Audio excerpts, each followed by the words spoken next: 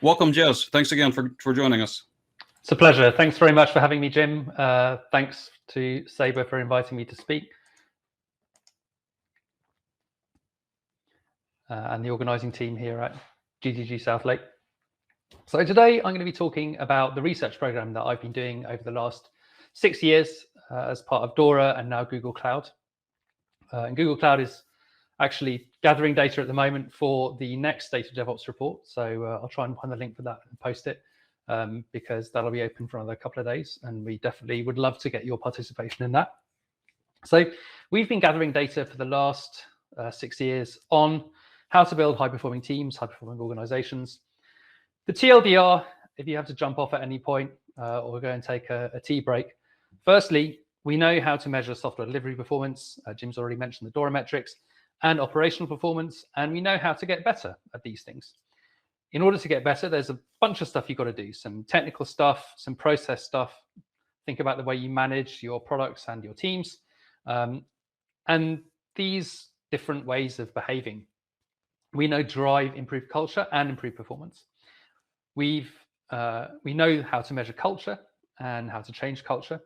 And we're going to talk a little bit about how you get started. And again, the TLDR here is the way to start is by building community structures and making sure you have leadership that's behaving the right way in order to help drive and implement these changes, in order to generate long-lasting organizational change that is kind of self-propelling and self-reinforcing.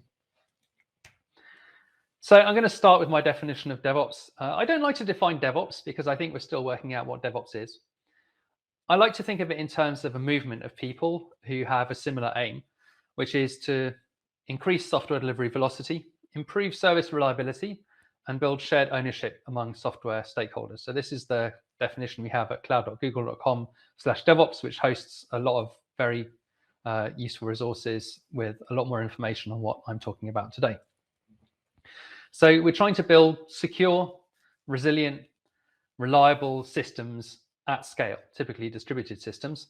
And that's really hard. And we're still working out how to do it. And just in the last 5 years, the DevOps Handbook came out in, I think, 2015. And I guess 7 years after that, there's still new tools and ways of doing things that are emerging. And so we're still learning. And that really is what DevOps is about learning and sharing. And that is never going to end, which can be painful. So I'm going to start by talking about how we measure software delivery performance before I jump into how we change it. We know from 6 years of doing this research that software delivery performance actually makes a difference to your organization's ability to achieve its goals. We know that elite performers at software delivery are twice as likely to meet or exceed their organizational performance goals compared to low performers in terms of both things that commercial organizations care about, such as profitability, productivity, and market share, as well as things that every kind of organization, including nonprofits and government organizations, care about, such as customer satisfaction, the quality and quantity of the products or services provided, your ability to achieve your organizational and mission goals.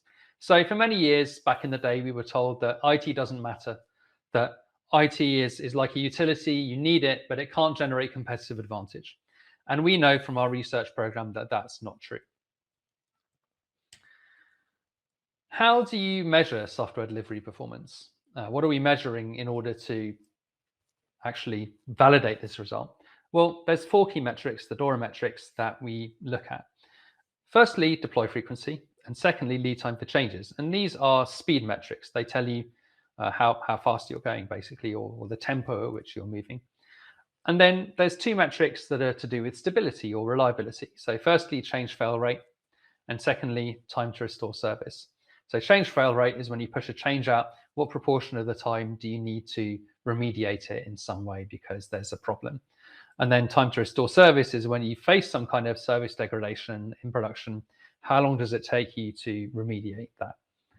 So change fail rate is really a measure of the quality of the release process, and time to restore service is a measure of how quickly you can fix any problems that you find, which of course is pretty closely related to lead time, because the lead time for changes, when you find a problem and you need to fix it is going to govern or be part of your time to restore service.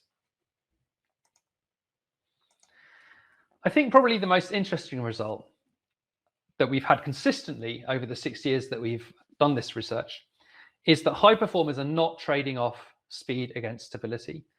The conventional wisdom was that if you go faster, you're going to break things, and that it's a trade-off between speed and stability. Our research shows that that's not the case, that the highest level of performance is associated with both increased velocity and increased stability and availability as well.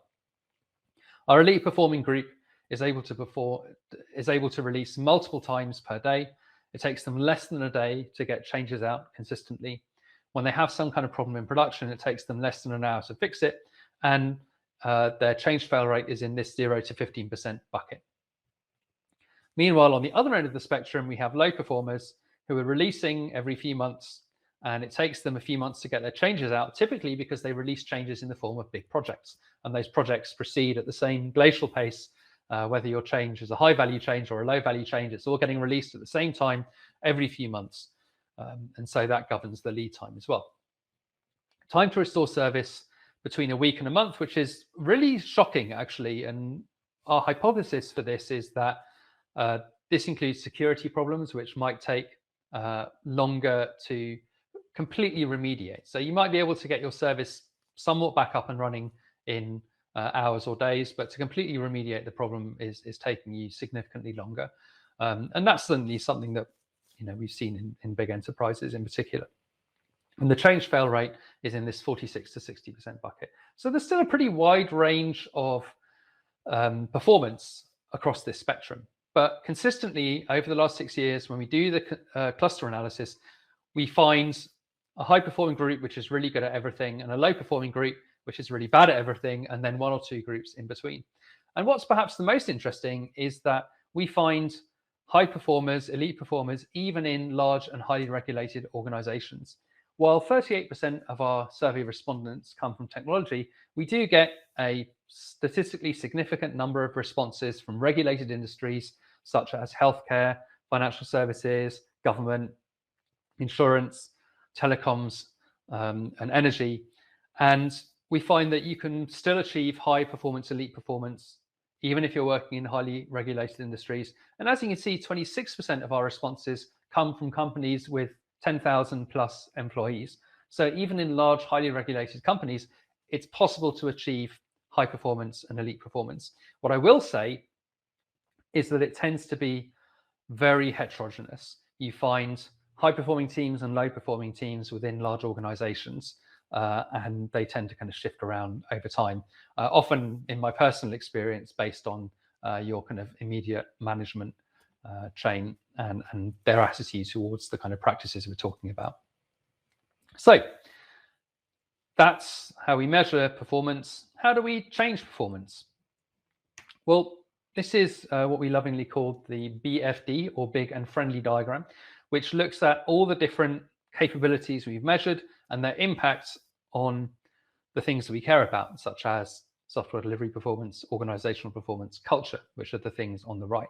And you're not going to be able to read this from the slide, but you can visit bit.ly/DORA-BFD to get to a page where you can download this or explore an interactive version of this diagram, which when you click on the different capabilities, it gives you a little summary of them, and then you can click through to longer articles which talk more about what those capabilities are and how to measure them and how to change them.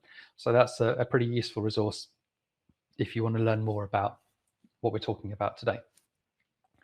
I think what's important about this diagram is the kind of high level picture, which is that we've got these things on the right we care about, such as culture, organizational performance, software delivery performance. And then on the left-hand side, we've got 4 categories of things which impact those outcomes. Firstly, product development practices. Secondly, change approval process and lean management. Thirdly, a set of technical practices. And in turn, our ability to implement those is based on effective leadership. So leadership is what enables teams to implement these practices, and implementing these practices is what drives the outcomes we care about. So you have to have kind of all of these things in place in order to make it work. It's very hard to do it consistently over a long period of time unless you have this stuff in place. So I'm going to talk a bit about each of these things in turn. We can't go into everything in the time we have available, but I'm going to briefly cover continuous delivery, lean management and product development, mission-oriented culture, and autonomous teams. And I think the thing that's important to bear in mind is it's teams that deliver results, not individuals. Over the years, it's been very kind of common to focus on, you know, individual developers and developer productivity. We don't think that's actually critical. What's critical is building high-performing teams, because it's teams that achieve results. So let's start with some of the technical practices. Continuous delivery is obviously something that I've been writing about and talking about for a long time now. The continuous delivery book I co-authored came out back in 2010, which is 11 years ago now. And I define continuous delivery as the ability to get all kinds of changes, whether that's database changes, infrastructure changes, code changes, into production, or if you're building mobile apps or user-installed apps, into the hands of users safely, quickly, and sustainably. And the goal is to make releases boring. We want changes to production to be boring things that can happen at any time of day without causing downtime. We want all kinds of changes to be able to be pushed out at any time without downtime. And I think, in my experience, the most important metric is how many hours do people spend outside of regular business hours pushing changes into production? And the answer to that should be 0. We should be able to push all our changes during normal business hours with 0 customer impact. And that has really been my career-long mission, is to make that possible. And still, I ask people today if there's people working outside of regular business hours to push changes out. And the answer is still yes. So we're still not there. And that makes me sad, because that was the goal of the continuous delivery book. But we certainly know it's possible. Since that book came out, I've worked in the US federal government. I've worked at Google. I've worked with teams of all sizes in all kinds of domains. And it's absolutely possible to achieve that outcome, whatever kind of system you're working on. So don't lose hope. It's hard, but it is possible. The reason it's hard is because there's so many things that you have to care about. You can see there's 14 different capabilities that go into continuous delivery. Everything from thinking about version controlling everything, to trunk-based development, where we develop off trunk instead of using long-lived feature branches, deployment automation, test automation, effective observability and monitoring, database change management, code maintainability. There's a lot of stuff that goes into it. And that stuff is hard. It's not just about tools, it's about changing the way you work and the way you collaborate with people, and getting better cooperation between your DBAs and your InfoSec people and your developers and your testers. So a lot has to change to make this stuff work. It's not just about the tools, it's also about your relationships, the way you work together, and the way you do your work, and the way you behave, and your processes. So that's why it's so hard to do all this stuff. And all of these things are important. But we know that not only does this drive improved performance and improved culture, it also results in lower levels of burnout on your teams. Your teams are happier. Less deployment pain, which means deployments are less feared and less painful, and higher levels of quality measured in terms of the amount of rework that we have to do. And this is something we were able to measure. We showed that teams that have implemented these practices and achieved continuous delivery, the teams spend less of their time doing rework and changing things because they weren't done right the first time, because we've been able to build quality in, which is one of the key themes behind all of these practices. Instead of relying on downstream teams and processes to validate whether you've done it right, actually give teams the ability to do it right in the first place. So cease dependence on mass inspection to achieve quality, improve the process, and build quality into the product in the first place. This is W. Edwards Deming, who is one of the founders of the Total Quality movement, which is foundational in kind of lean manufacturing and the quality movement more generally. And he's talking about manufacturing, but exactly the same thing applies to software. And so many of these practices that we're talking about are about giving developers the tools to get feedback on what they're doing and find out as soon as possible if they've introduced a security problem or a performance problem or a defect or any kind of problem that might impact their change when it's released into production. And the key mechanism by which we deliver that feedback is the deployment pipeline. So the deployment pipeline starts with having everything required to reproduce your production system in version control. Database change scripts, infrastructure changes, obviously everything required to build and deploy and test your software, that should all be in version control. Anytime you make a change to any part of the system, that should run a set of fast tests called commit tests, which run in a few minutes and give you some basic feedback on if you did anything really dumb. These are mainly comprised of unit tests, which don't hit the file system or the network or the database. And the key thing here is keeping them down to a few minutes. And again, there's lots of clever technology now to parallelize that and get that running really, really fast. But the speed is what's really important here. Anytime those commit tests break, we have to fix the problem, and no one else gets to commit unless they're fixing the problem or maybe rolling it back. Anytime we have a change that passes the commit test, that's going to trigger longer running automated tests, which might run in tens of minutes. And again, these want to be highly parallelized, and these give you much more comprehensive feedback on if you broke anything. They will include end-to-end tests, acceptance tests, and performance tests, and so forth. Once we have a build that passes the automated acceptance tests, that will trigger downstream processes like testers being able to self-service to an exploratory testing environment, or being able to deploy to a performance testing environment or integration testing environment. And the key thing here is that anyone should be able to self-service deployments to those environments on demand. We shouldn't be having to raise a ticket and wait a week to get an integration testing environment so we could do integration testing. That should be a push-button process where we can self-service that environment with the build of the software we want in it on demand.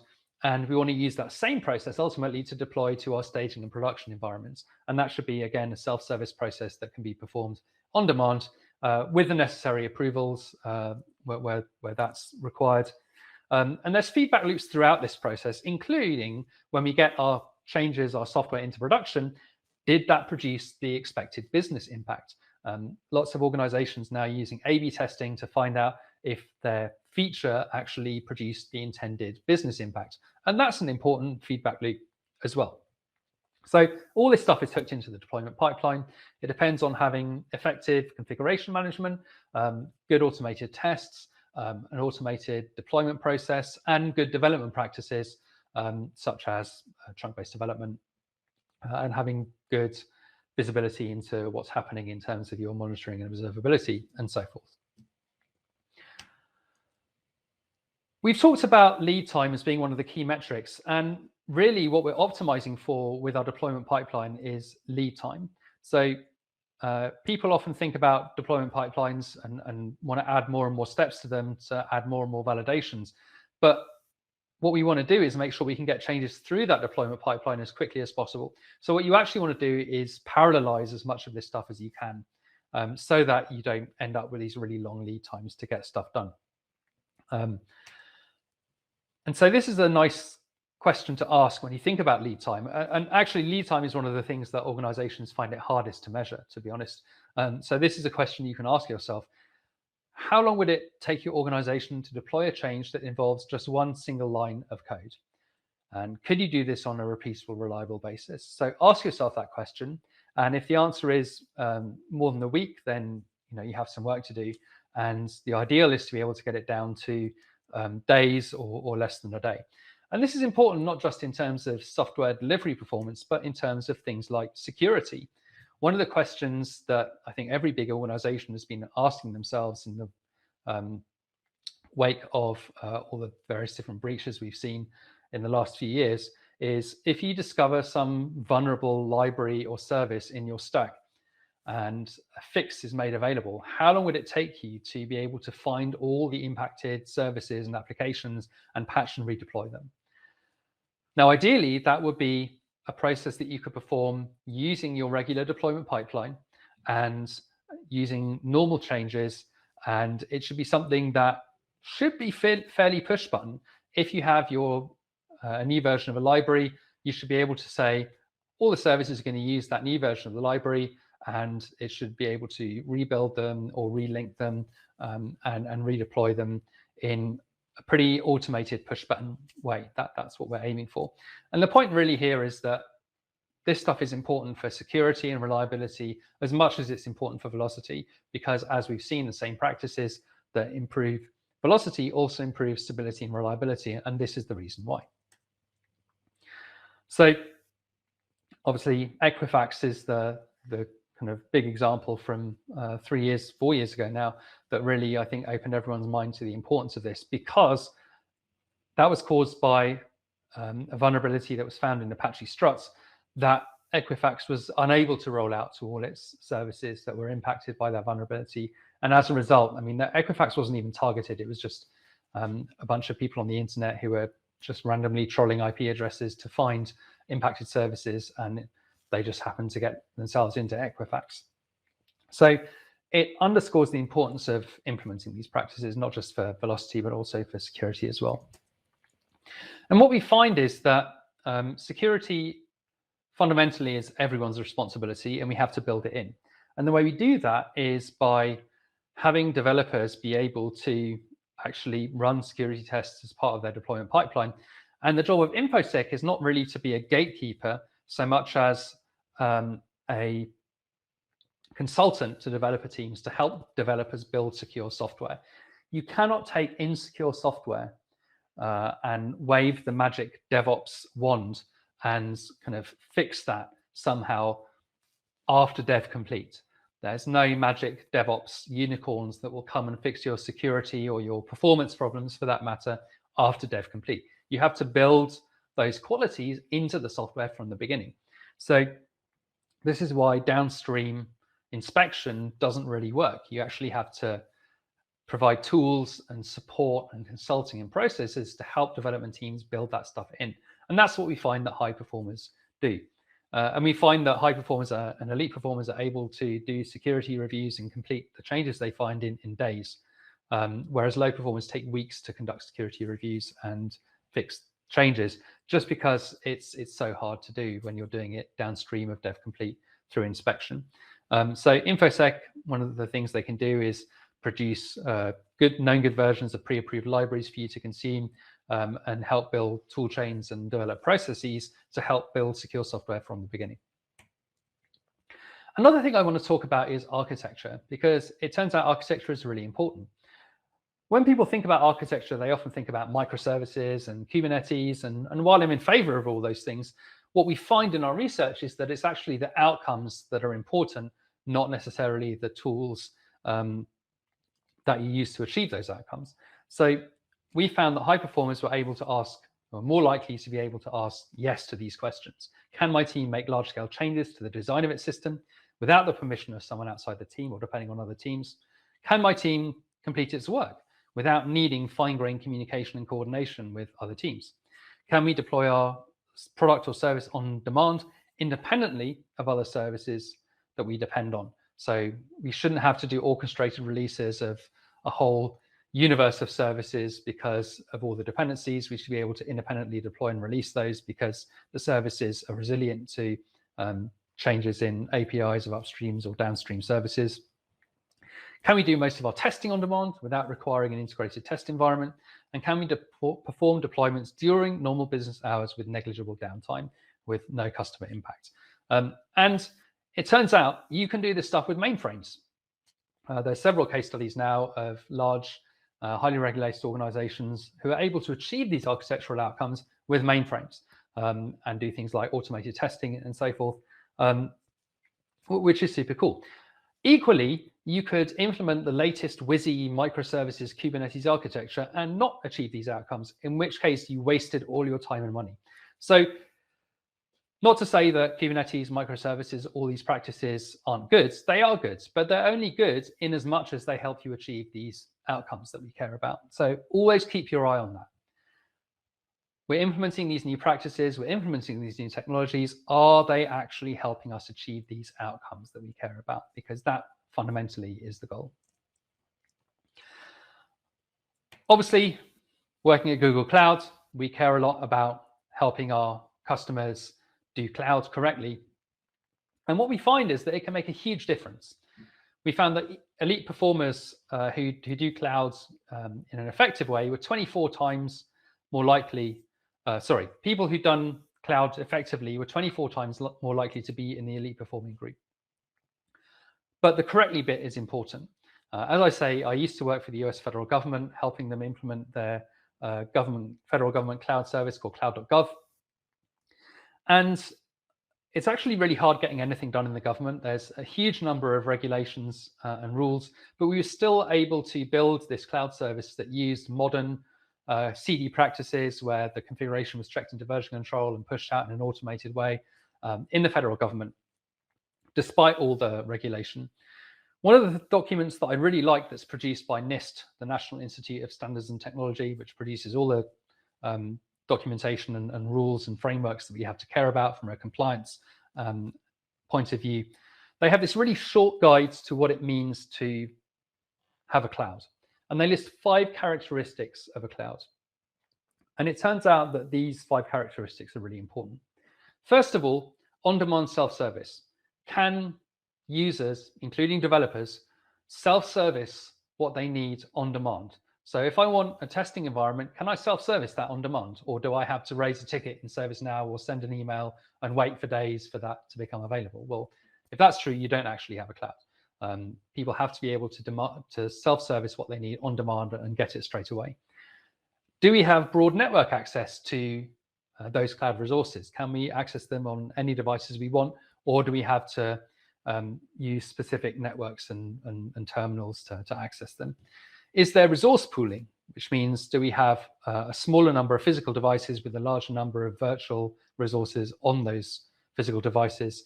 I mean, that's virtualization. So generally you get that for free. Are we using that? Number 4, rapid elasticity, the illusion of infinite resources. Can we scale up and scale down rapidly on demand?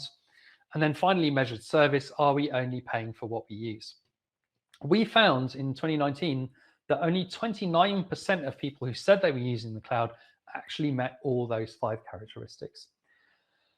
A lot of organizations move their services to the cloud, but treat their cloud as if it was a regular data center. And they're not using modern practices like infrastructure as code, GitOps. They're still using traditional data center practices like using a ticketing system so that people can get access to resources rather than giving developers and other professionals self-service access. They're not implementing deployment pipelines for changes to their infrastructure, and they're not managing it in what's sometimes called a cloud native way. And so you're not going to get the benefit if you treat your cloud as a data center. You have to rethink the way you actually manage that resource and manage changes to it and treat it in a modern cloud native way, not as a data center. Otherwise, you won't get the benefit. So I'm going to switch gears a bit and talk about some of the management and product development practices. In terms of product development, what we found is that good teams take big chunks of work and split them into smaller chunks that they deliver continuously. So that's called working in small batches. So we should be able to take large pieces of work and break them into smaller chunks and continue delivering those into production and iterating and learning based on what we find when we deliver those small batches into production. That's the piece where we talk about gathering and implementing customer feedback. So don't wait until you've taken 3 months to build a feature before you test it. Find a way to build a prototype and test that with real users and experiment on users and find out if that prototype is a good idea before building it fully out. And this is what practices like building minimum viable products and building A/B tests is all about, getting fast feedback and iterating based on what you learn. And that's only possible if we're working in small batches and we have those technical practices of continuous delivery implemented. It's also important to make the flow of work visible so we can see how we're doing in terms of actually implementing our features and where the constraints are in our ability to deliver and so forth. And then finally, letting teams experiment with new ways of working and new ideas. Lots of organizations implement Agile by sending everyone on the training classes And now we're taking orders from management standing up instead of sitting down, but we haven't fundamentally changed the way we work. And the way we're implementing Agile is by rigorously following this process exactly as described, and no one's allowed to vary it because this is how Agile is done, no deviations. And of course, that's not Agile at all. The whole point of Agile is enabling teams to experiment and try new things, not in a chaotic way, but in a rigorous scientific way where we develop a hypothesis and design an experiment and test that hypothesis for our processes, for the ways we work. So teams need to have the autonomy and authority to try new ways of working and experiment with different ways to work, and also experiment with new ideas for products and services as well. So again, we shouldn't be taking our requirements from upstream teams and then implementing them without asking, is this the right thing to do? How do we validate if this is going to deliver the expected value? What prototypes or experiments are we going to build to validate them? That's part of team experimentation too. And again, we find that drives improved performance, it drives reduced burnout, and it improves culture. And in turn, that's enabled by the technical practices of software delivery performance. If you can deliver faster and reliably, that's what allows you to actually get fast customer feedback and perform team experimentation. So there's kind of a virtuous circle between lean product development and those software delivery practices.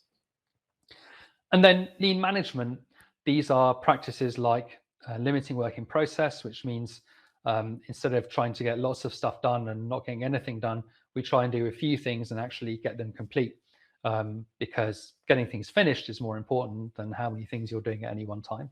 So that's important. It's a key part of the lean canon, but we find that it only works in conjunction with these other things. Effective visual management, where you can see things like, is my build passing or is my build broken? How many acceptance test failures are we having, and so forth? Are we getting feedback from production that developers can see the impact of their changes on production and any problems that are being faced? And are they getting that feedback and then acting on it?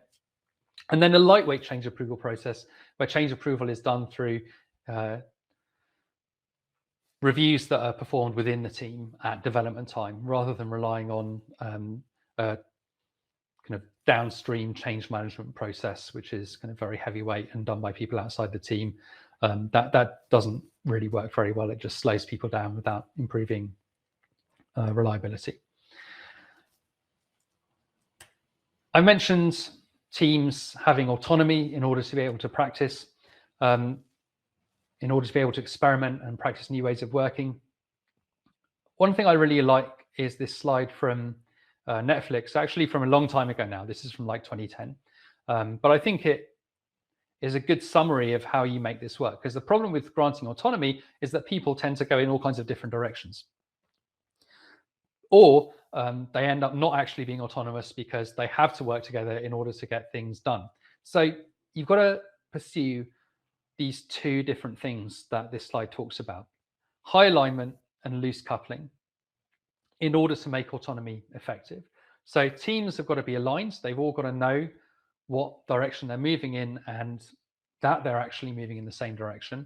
And what that means is that everyone knows what the strategy and the goals are in clear, measurable terms. And interactions between teams are focused on collaborating on those strategy and goals, rather than on fine-grained stuff like, how exactly are we going to implement this change across our 4 different teams in order to get it into production? Well, if you're having these very fine-grained discussions, it's very hard to get anything done. It really slows you down. In order to actually achieve that, you've got to design your teams and your architecture in a way that allows that. And this is the loose coupling bit. We actually talked about this a bit when we were talking about architecture. Can my team complete its work without needing fine-grained communication and coordination with people outside the team? You've got to design your teams and your organizational structure in such a way that that's possible. So if and one of the ways that you mess that up is by having, a team for the front end, a team for the middleware, and a team for the database. Well, it turns out that any feature is going to require those teams to work together very, very closely. And so this is why cross-functional teams tend to be more effective, is because they all the skills required to deliver a feature end to end are within the team, combined with well-designed APIs between teams to enable this loose coupling. So effective teams shouldn't need to work together with other teams except to actually get aligned on the goals and the strategy and make sure that they're working together at a high level. I talked about culture a bunch. What do we mean by culture? We use this model from a guy called Ron Westrom, who was studying outcomes in healthcare and aviation. And he divides organizations up using this typology into pathological or power-oriented organizations, bureaucratic or rule-oriented organizations, and generative or performance-oriented or sometimes mission-oriented organizations. And he has these 6 different axes. Firstly, the extent to which people cooperate. Is there low cooperation or is there high cooperation? How do we deal with people who bring us bad news? Do we shoot people who bring us bad news? Do we ignore them? Or do we actually encourage people to bring us bad news as soon as possible so we can act on it before problems spiral out of control and become catastrophic? How do we deal with risks and responsibilities? Do people avoid them because they know that if something goes wrong, they're going to be blamed and punished? Are they defined narrowly so that we know whose fault it is when something goes wrong? Or do we share risks because we know that we are going to succeed or fail together as a team? How do we deal with bridging between different departments and different parts of the organization? Is that discouraged? Don't go and talk to the architects. Don't go and talk to the InfoSec. They're just going to shut everything down. Or do we encourage bridging between different parts of the organization? Again, because we know we succeed or fail as a team. And then 2 things which are really 2 sides of the same coin. How do we deal with failure and what happens with innovation? So in pathological organizations, when things go wrong, we find the person whose fault it was and we punish them. So, there was this outage in production. Why was that? Why did that outage happen? Well, it happened because Jez messed this thing up. So Jez is going to get a black mark on their performance review and it's going to go badly for them. Or when things go wrong, do we ask, why did Jez make that mistake?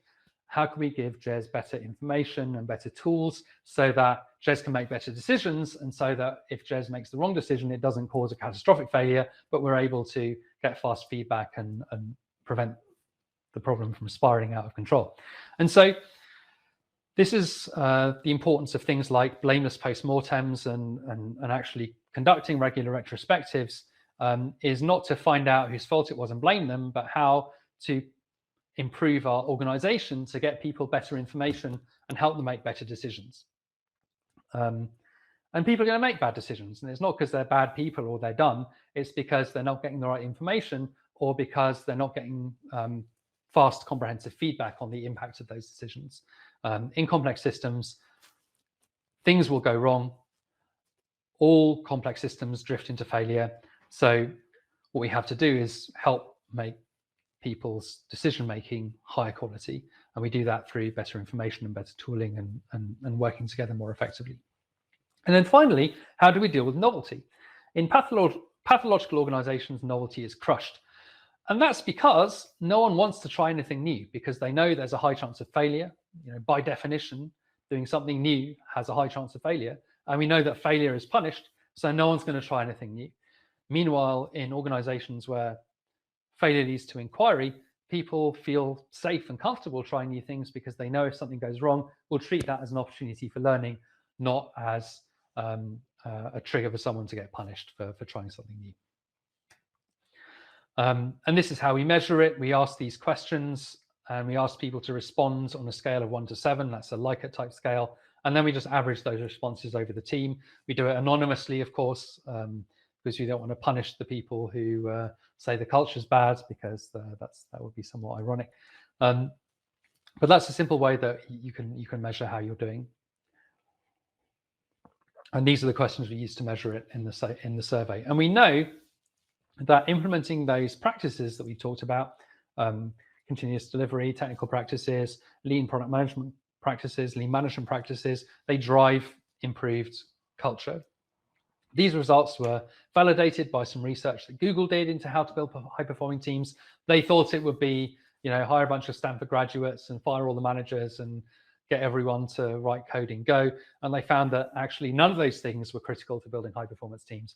It was all about whether team members felt safe to take risks and be vulnerable in front of each other, because the organization was a learning organization where mistakes were treated as an opportunity to learn, and we were encouraged to learn and make mistakes and learn from them, because that's how we can innovate effectively. One of the things that we need to be doing if we're building a high-performing organization is actually not just waiting for things to go wrong, but actually trying to make things go wrong so that we can learn more often. And this is why lots of organizations now are doing disaster recovery testing and things like chaos engineering. And the point of this is to create failures, obviously, hopefully not customer failures, but things that we can detect, testing our assumptions about the system, making sure those assumptions are valid. Krishnan for a long time ran the team at Google, which is in charge of disaster recovery testing exercises. So these were scenarios that were conducted, still are conducted annually, where we create a whole bunch of scenarios and we actually test them on our real production systems over 72 hours. And we have scenarios like, aliens invade Silicon Valley and they cut off the fiber connection to the Mountain View campus and make sure that our production systems are still working. And what she says, based on years of conducting these exercises, is this: for DIRT-style events to be successful, an organization first needs to accept system and process failures as a means of learning. We design tests that require engineers from several groups who might not normally work together to interact with each other. That way, should a real large-scale disaster ever strike, these people will already have strong working relationships. So the key to making disasters survivable is to practice, practice, practice. However, and that requires a psychologically safe environment. We found in 2019 that only 40% of people who responded were performing disaster recovery testing at least annually on production. And a disaster recovery plan without a test is like a backup without practicing a restore, which is to say useless. So if you're actually going to have a disaster recovery plan, you need to test it. And to make that safe, you need to have the culture in place, which means implementing all these practices that I've been talking about. So in the interest of time, I'm going to talk about how you actually implement all this stuff. As I say, it's hard, it takes work. For goodness sake, don't do it by implementing a 3-year continuous delivery program and then delivering it all at once at the end. The way you do this is gradually over time. If you try and do it all at once in one go across the whole organization as a big bang delivery, it'll probably fail. We actually looked at transformation strategies and which ones were used by different levels of performance. We found that elite performers tend to use communities of practice, proofs of concepts, and bottoms up or grassroots strategies, not top-down strategies, and strategies that create, for example, centers of excellence, where the people in the center of excellence are excellent and everyone else is not so excellent. And the people in the center of excellence tell all the other people what to do. That can cause problems in the wrong culture. And it's not that these things can't work, it's just that you've got to be really careful with them. The kind of summary of this is that elite teams build community structures. They experiment, they share, they learn from each other. And that's how we implement this stuff, not through top-down command and control. At Google, a good example of this is we give engineers 20% of their time to work on pet projects or hobbies, whatever they want to work on. And this is actually how test automation, a unit testing culture was implemented at Google. Google found unit testing and test-driven development as hard as everyone else. And it was a kind of small team of volunteers who actually built this culture of unit testing at Google. They had programs like testing on the toilet, where they would make a monthly newsletter with tips on how to do better automated testing, print it out and tape it to the back of all the toilet cubicles. So you could literally never escape from learning about testing, and you can actually go and download those. And when we open up our campuses again, if you go and visit, you'll see those on the back of the toilet cubes even today. So unit testing, for example, was implemented through this kind of process. I I talked about transformational leadership briefly. What that's about is leadership that inspires people and stimulates people and supports them, that has a clear vision, that recognizes people who behave in the right way, who experiment and fail and learn, rather than the kind of hero culture where people work for 2 weeks in a row non-stop in order to save the release from failing. We don't want to encourage that. We want to encourage the people who do the kind of boring work in the background. That means that we don't have to do the heroics at the end. So there's a bunch of things here that are all important, but it's not about command and control. It's about creating an environment which encourages teams to do their best work and experiment and share. In terms of goals, there's a really nice blog post from David Knott, who is the chief architect at HSBC, where he talked about implementing this by basically setting targets for the DORA metrics. And those targets are relative. He said basically what we should do is double, half, and quarter. Double the frequency of releases, half the number of low impact incidents, and quarter the number of high impact incidents every year. And basically that was just an ongoing goal for the team. But that blog post as a whole is well worth reading. That's all I've got for you. Everything that you might need to research this further is at cloud.google.com/DevOps. Let's take some questions.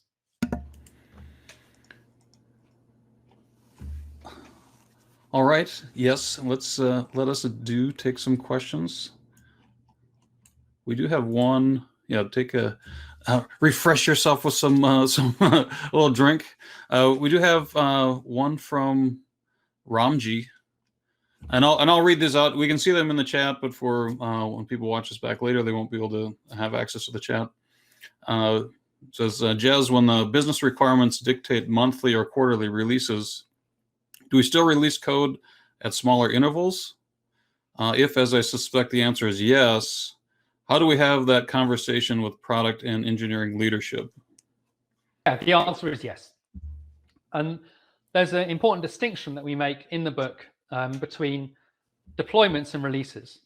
Deployments is pushing code into production or other environments, and release is making features available. And you want to separate those two things. And one way to do that we use at Google and lots of other companies use is basically using feature toggles, where you turn features on or off at runtime based on configuration. It's a fancy term for using configuration options, which have been around as long as computers. So that's what you want to do. You basically want to keep pushing changes into production more frequently. And if you're doing it monthly or quarterly right now, you want to aim for like weekly, really, I think. But just because you're pushing a build into production doesn't mean you're making those features available to users yet. You want to be able to do that through a separate process where you can turn features on or off, potentially for different customers at different times, through a different mechanism than deploying to production.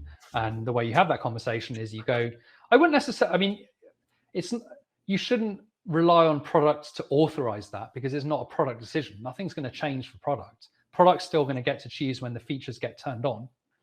But definitely a conversation to have with engineering leadership. And the conversation is about making it safer. If you're releasing once a quarter or once a month, that's typically a pretty complex and painful process. And the point is to reduce the pain by doing it more frequently and reliably, and more safely. And if you do a quarterly release and it goes wrong and you have to roll the whole thing back, no one's getting any features. And that's very painful and risky. What we want to be able to do is have a good cadence of pushing into production on a regular basis. And then, if a feature goes wrong, you don't want to have to roll back the whole release. You just want to be able to turn off that one feature. And you can use that same capability for things like, if there's a lot of load on your system, you can turn off some expensive features temporarily. Those feature toggles are really useful for all kinds of purposes other than just releasing features. Use that same technique for A/B testing your features as well. So they have a whole variety of uses, but fundamentally it's about decoupling deployment from feature availability. Okay, yeah. So just the 10 seconds, even though you might have your customers may think it's a quarter release, during that whole period, as you've had stuff that's ready, you move it to production, hide it with a feature flag, It's still, code that's getting run. It's getting skipped over because the feature flag's on, but it's out there. It's in production. But being in production isn't maybe the most important thing, but it's that practice of how do I put something into production. So if I'm only putting something into production 4 times a year, I may not be that good at it.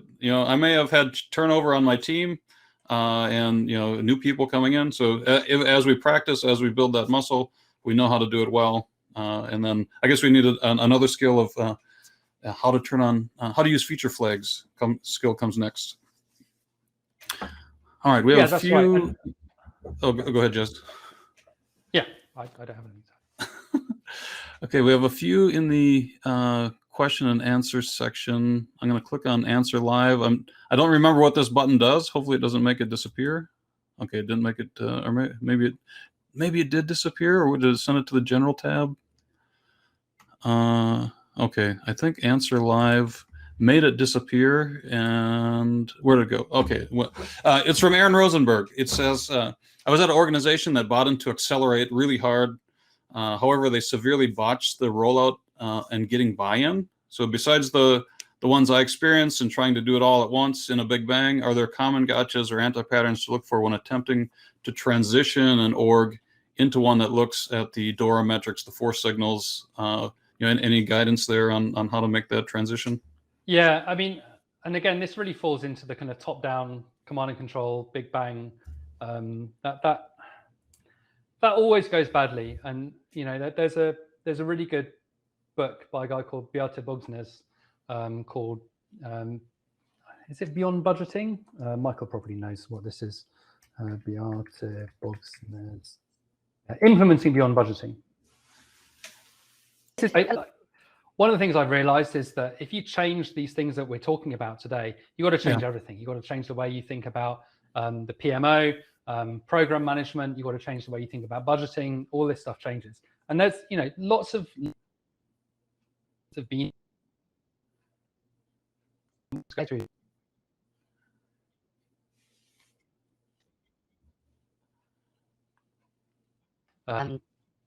because it talks about doing this in a large.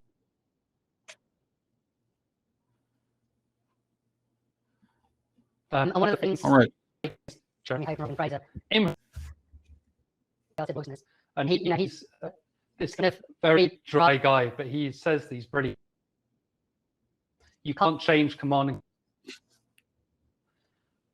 Implementing this requires delegation of authority and autonomy down to the team level without creating chaos, and that's really hard. It's a fundamental culture change. It's an organizational change. It's an architecture change. All those things need to change, and you're not going to.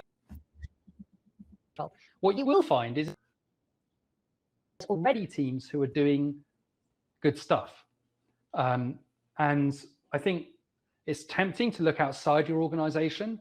What I would encourage people to do is look inside your organization and find the teams that are doing a good job already, and try and take that stuff and push it out through the rest of the org. What tends to happen in big orgs is that there's a few teams who are doing the right thing, and then the managers leave and new managers come in, and then that stuff. So what the good time. And a lot of the case studies you read about in books, like there's some team that did something cool, and then they wrote up the case study, and then some key people left and some new people came in, and that team went back to their old way of working, and no one talks about that in the case studies, but that happens all the time. And the trick is making it systematic. Having a few teams doing good stuff, but then that changing over time. That doesn't move the organization as a whole. Is if a management and leadership structure which makes improvement systematic, and that's not something you can do through command and control. It requires everyone at every layer of the organization to collaborate to build that culture of learning and experimentation and autonomy. And that is a gradual process that requires trust to be built up over time and people to develop practices and improve. And so there is no shortcut. I wish I had a silver bullet for that, because it requires perseverance, it requires focus and alignment, and crucially, it requires deprioritizing a bunch of stuff so that you can focus capacity and capability on improvement work. That's probably one of the biggest obstacles I see. People are like, well, yes, implement this DevOps stuff, but keep on doing the work that you're already supposed to be doing. Yeah. You can't do that. You've got to deprioritize some of the stuff that you're dedicate ongoing capacity, and then build the management skills that encourage that enable teams to experiment in a methodical, safe, ongoing way. Exactly. Yeah. So reduce that work in progress. Yep. Free up some thinking cycles to work on the culture and bring these things in. All right.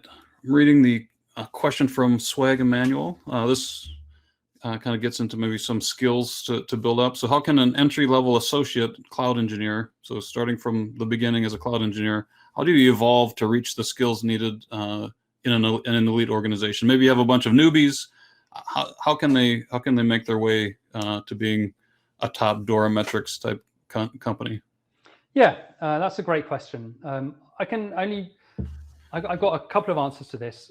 I mean, my own personal path to that was on teams where I didn't. And this happened to me recently. I became an SRE at Google, and honestly, you know, after my kind of learning and training period, which was like 3 months, they gave me this big problem to solve, and I had no idea how to do it, and it was incredibly stressful, actually, and I had to learn a whole bunch of new stuff, and it was pretty painful, but I now know about 10 months into my tenure as some clue of what's going on now. Which, I wouldn't say I'm an expert at anything, but I know how to not completely screw things up. That's kind of the level I'm at, and it was really painful to get to that stage. But what was crucial is I was set a goal that I didn't know how to achieve, and then I was given the support and capacity to work out how to do it. And I had people I could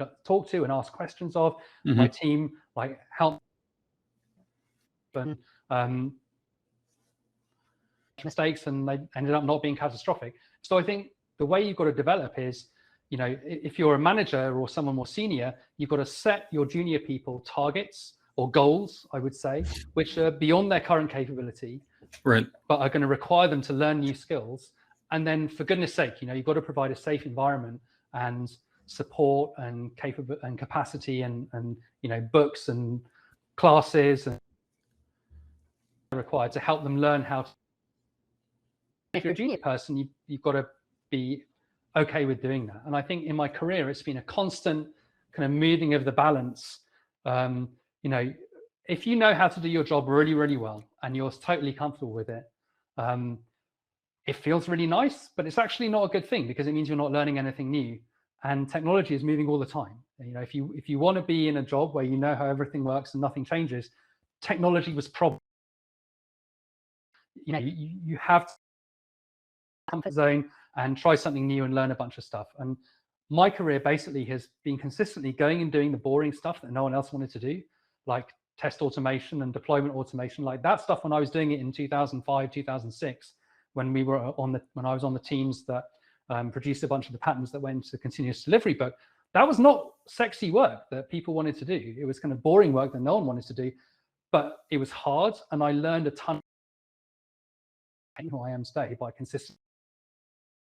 It's stressful, and you have to not do something that's so stressful that you burn out, right? So you can't push it too far, but equally you don't want to be, if the moment you're totally comfortable and you know how everything works, like you're not working hard enough. You've got to find something new. So it's about junior people feeling comfortable doing that, which again requires an environment of psychological safety and support, where when you screw it up, you're still going to be supported. But pushing yourself to do things beyond your current capability, and for seniors and the organization, developing a culture where people are encouraged to do that and supported as they do that, I think. Okay, so to sum that one up, as a senior person, I shouldn't set a younger engineer up to be the fall guy for when bad things happen. Right. encourage them, give them a safe place to learn and a place to step out and maybe take on something they haven't had to work on before. Yeah. All right. On the looking on the Q&A list, we have something from Jyoti. Jyoti, glad you could join us. What process do you recommend to get an inventory on the myriad of processes, tools, pipelines as a first step towards implementing not just DevOps, but DevSecOps? Do you have surveys, templates, or processes to follow to implement like a certified CI/CD that, everybody's worried about security. How do we get that into our pipelines and processes? Yeah, I think there's a few answers to this, but this is somewhere where a lot of this is about visibility. This is all about feedback. I can't see what's going on, and so there's got to be some way for everyone to see the status of what's happening.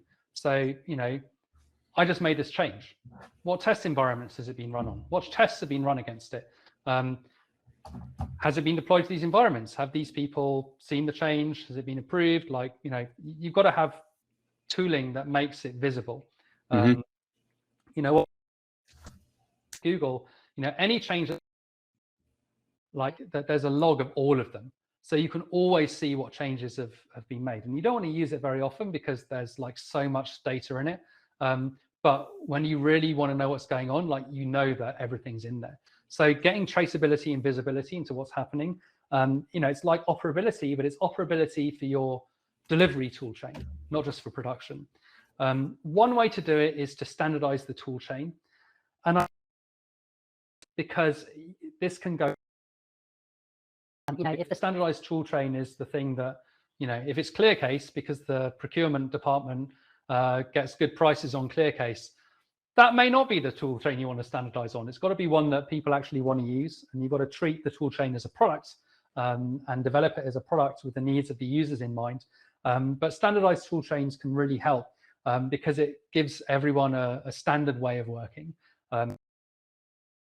Pretty much everything is checked into a single version control system, which is used across pretty much the whole company, and every change to every part of the system, including all our infrastructure and code, is a tool chain that picks up changes, that runs a whole suite of tests against it, security testing, performance testing. All tests, are done in a standardized way, and there's a standardized way of getting the results of those tests. So you can be pretty confident that you know how all this stuff fits together and how it works. So getting that infrastructure in place is really important. And it doesn't necessarily need to be the case that everyone uses the same tool chain, but it does need to be the case that there's a standard way to see what's going on that everyone can access. One of the things I love most about Google, Google's not perfect by any means, I just want to be clear. One of the things I like most about it is, if I want to get something done, I can get it done by submitting a change request to the code base. Like pretty much anything I would ever want to do. Like I built this website, devops-research.com, and launched it without anyone's permission, just by submitting a bunch of change requests. And then, they get assigned to someone, and if they don't like them, they come and talk to me, and then we work it out. But like, that's how you get things done. And you can do anything that way. And that's possible because we have a standardized tool chain that you can hook all this stuff into. And crucially, that gives you visibility into how everything works. And I think that's really the step one. And then you can hook things like performance tests and security tests into all that, and then have that be standardized across different teams. But crucially, giving teams the authority and autonomy to like change that if they need to, based on their own needs within guardrails.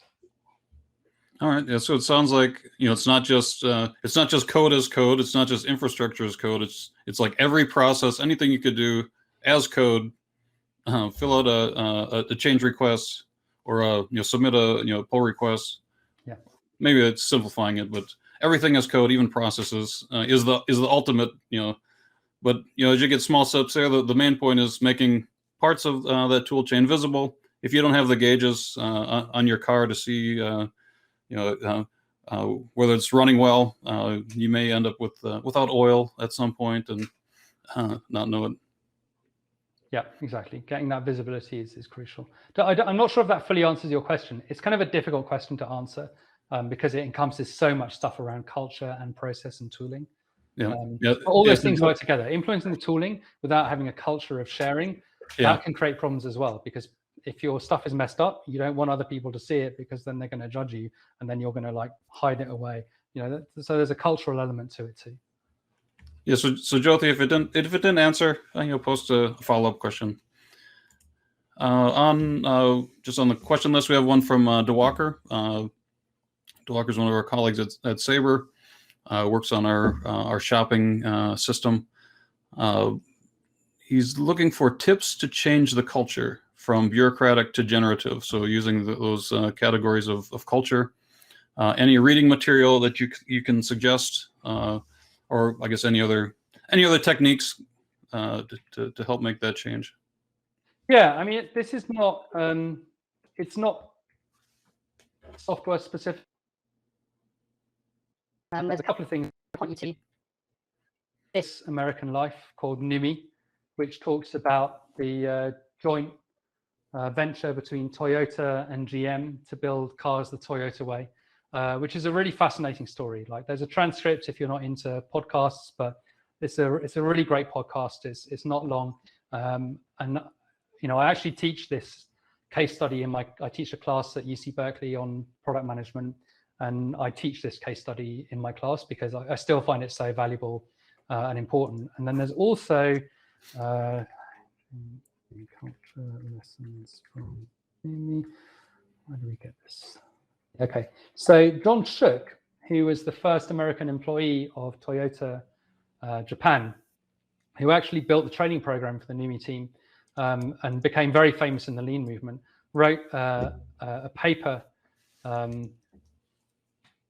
where he talks about the lessons learned from that as well. It's an award-winning paper that was in MIT's Sloan Review journal.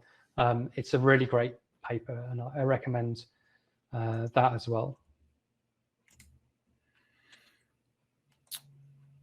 All right, let's. I just want to I scroll up, and RB says in the general chat, lots of companies still operate on manual testing paradigms.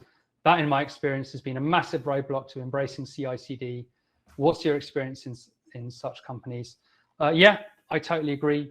There's actually a really nice case study from Suncorp, which is Australia's biggest insurance company, talking about how to implement test automation on mainframes. And there's a short talk at the end, 30-minute talk called "From Mainframes to Continuous Delivery in 1,000 Easy Steps," which is one of my personal favorites. But there's just a bit at the end, like 5 minutes at the end, where he kind of shows all these automated tests running against the mainframe system that they built out. And I actually went to talk to the team in Suncorp a few years ago to find out how it was going. And he talks about how the biggest obstacle was the mainframe people did not want to create a development instance for the development team to build tests against, which was a culture thing. They were used to being the rulers of the mainframe, and they controlled the access to it. And a lot of it was actually just developing trust between the development team and the mainframe team to actually create a development instance that they could develop the tests against. But what they found is it made a huge difference to the reliability of their releases. They knew they had this suite of automated tests that created a whole bunch of policies and then ran processes against those policies and validated the results. And every time they were going to do a new release, they would run this suite of tests, and it massively increased their confidence in the release process. And so it ended up being a really big win-win. And I think the problem is people don't like having their jobs changed. You're doing your job, you're comfortable in your job, you're happy with it, and now someone's telling you you have to do a completely different job. And no one likes that, right? If I want to do a different job, that's my choice. But if I'm told, sorry, your job's no longer relevant, you've got this completely new thing to do, that's scary. And so I think, again, this is where you have to think a bit more carefully about how you're going to help the organization transition and do it incrementally. We're going to build automated test suites for this system over here. Who's interested in helping with that? Get some people to volunteer, help them try a bunch of stuff and experiment, find out what works, what doesn't work. And then once you've got something working, then start encouraging more people to try it and championing it. and you gradually move the organization in that direction, rather than saying, we're not doing manual testing anymore, and the worst case scenario is, oh, now we're going to fire all the manual testers and hire a bunch of new people. Well, guess what? Like, that's going to make a lot of people very angry and upset. And that's going to be, apart from the fact it's a terrible idea, it's going to, make people do everything they can to stop you succeeding. So, you have to make it clear that, this is where we're going, but we're going to do it gradually. We're going to give everyone the support and capacity they need to succeed. And we're going to do it gradually, and we're going to do it through a process of incremental experimentation and learning. All right. Looks like we have one more on the Q&A section from Graham Mitchell. This kind of switches over to communities of practice. So knowing the communities of practice are a valuable tool to move forward towards a high performance. We know that those are helpful. Any ideas on what a well-implemented community of practice looks like? Any insights there? Yeah, I think one thing is that it's active. The cool thing about the testing on the toilet program is it's still going today, years after it was first implemented. And now there's, other programs like that where they print out stuff and stick it around the place. So communities of practice are active. People actually keep using those communities of practice and attending meetings and doing new things. So they're active. They get management support. So lots of organizations have implemented internal DevOps days, where they give the whole organization like a day to run an internal conference, and people can volunteer to give talks, and you can have an open space where on the day people can volunteer to do talks, and people share information and knowledge. But there's loads of ways to do it. You can have like brown bag lunches, and I think firstly, leadership has to provide support. So maybe you buy food for people who do brown bags and give them encouragement to do it. Secondly, you reward that. If you've been participating in a community of practice, maybe you get to put that in your performance review and talk about your role in it, and that helps with your performance review every year. So making sure that people get rewarded for doing that kind of thing, that it's not seen as oh, that's something you're going to do outside of your regular work. Mm-hmm. No, that's part of your regular work. We encourage it. We're going to provide you resources to do it. We're going to reward people who participate in that because they're helping us grow and learn as an organization. And then the key metric is, are we seeing change? Are we seeing people participate in those things? Are we seeing them take ideas and spread them throughout the organization? And are we seeing, crucially, ideas implemented at every level that come from the communities of practice?